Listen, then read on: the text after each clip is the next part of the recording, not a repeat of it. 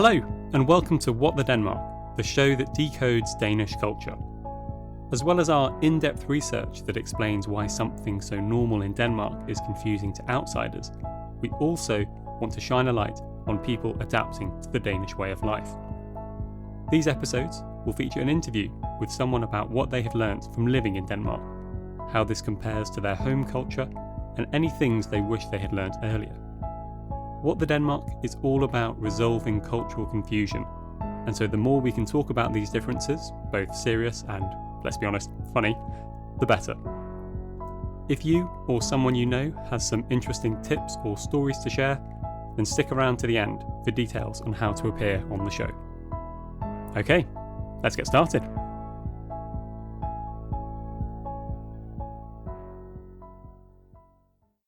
Our guest this week was a classmate of mine when I started learning Danish.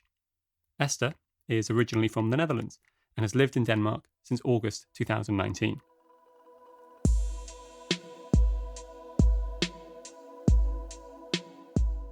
My husband got a job in Denmark, so we decided to move.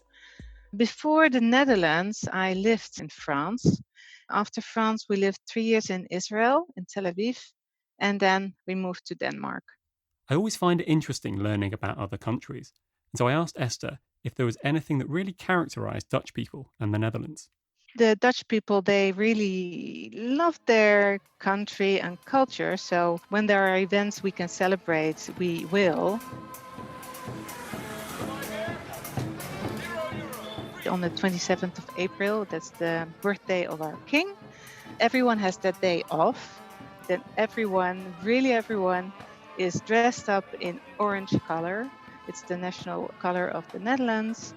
There's parties, people are selling things in the street. Kids make pastries or cakes and they sell them. That's really a national thing, very popular in the Netherlands. Esther has lived in many different countries over the years. She is quite accustomed to moving, as well as adapting to new cultures. She knows that no matter where you move, you have to approach it differently. I'm curious, was there any advice that you got before moving here that you found was particularly helpful? What is really important here is to network. I think 80% is done by networking here. Because, I didn't know anyone who was living in Denmark at the time. I did a lot of research on the internet, on all the social media. Facebook is very popular here. You can find so many groups. You can ask questions. People will reply immediately. So get as much information as you need before going to Denmark. Yeah. Was there anything that once you were here where you were like, oh, I'm really glad that I know this? Yeah, it was really good to know that you need as soon as possible your CPR number. It's the social security number, the yellow card, because it allows you to get into the healthcare system. You can start paying your taxes if you work. You can open a bank account, but you need your number for everything. Also, when I bought a mobile phone, I needed also the CPR number. Yeah, I found that strange that I needed. Yeah, so you need it for everything. I think I even needed it when I got a subscription at the sports school I went to.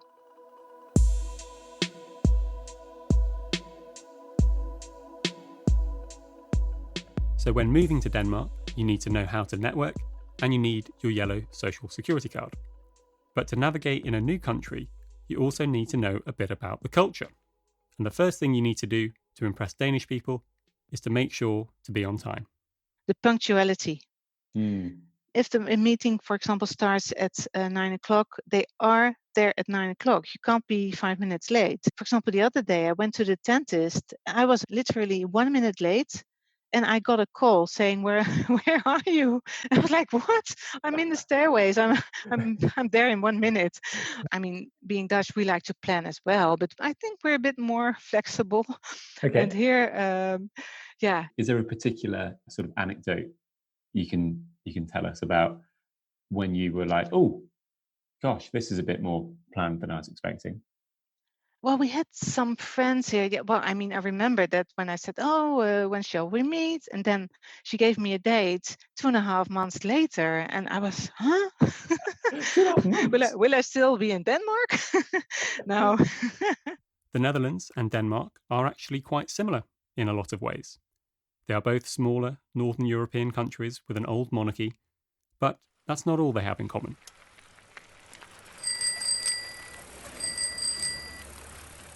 There are loads of bikes everywhere.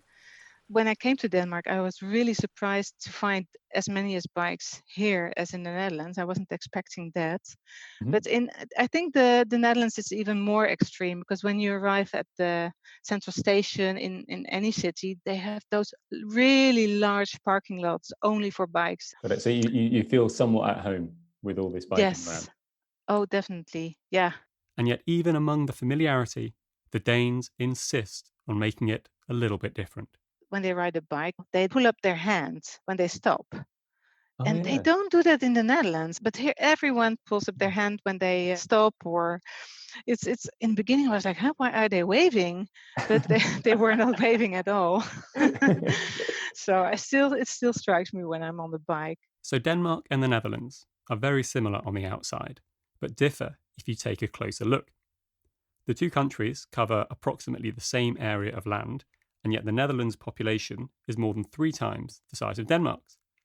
And according to Esther, that's not the only difference. I was honestly expecting also more rain. In the Netherlands, it's raining much more than here. Oh, really? Because when we moved, they said, the weather. But yeah, I think it's better than I expected. So that's right. also a very good thing. And it's true. A quick Google reveals that the Netherlands has an average annual rainfall of close to 800 millimetres, whereas Denmark has only 609 millimetres. Who says Denmark should have a monopoly on rainy weather?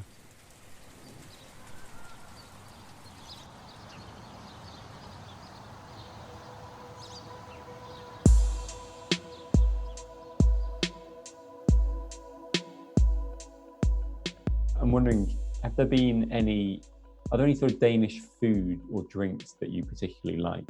The pastries here, especially the kanelsnegl, Yes. those round cinnamon. Oh my gosh, that's my favourite one too. Yeah, that's I haven't found elsewhere yet. I really love that. Where do you think has the best kanelsnegl? Well, honestly, I think Fotex has really nice ones. Really? Okay. Yeah. I get them at Fotex. Yeah. So some bakeries, they have really small ones. Yeah. And Fotex have really, good size ones. Nice. Yeah. They're massive, but they're still just good size. Yeah. I mean, I'm Dutch, so I want, value for my money. Danish people really do love their pastries, but there is one more thing that the Danes are notoriously known for eating. They love licorice here. Oh my gosh, yes.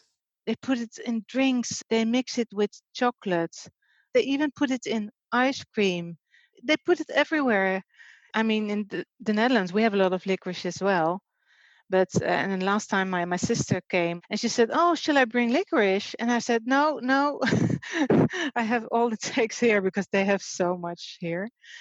I was surprised by that. It's I like licorice, but this is even for my standards a bit too much. Nice.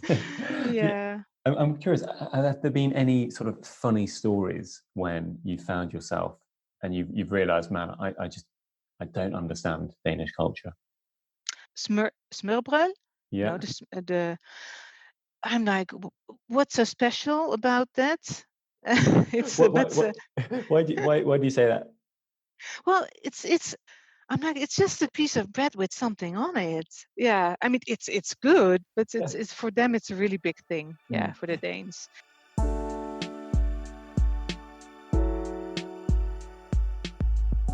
Thanks for listening to this episode of What the Denmark. If you'd like to learn more about what we do, then head to our website, whatthedenmark.com. On there, you'll find a form where you can get in touch with things you have found useful to learn about Denmark and to share your contact details so we can arrange an interview and to share your story on the show. A big thanks to Eli Tornu for producing and Tevin Sudi for editing the show. You can follow our Facebook page to discuss the ideas from this show, and please consider leaving a rating on your podcast app if you thought the show was good. Vi ses næste gang.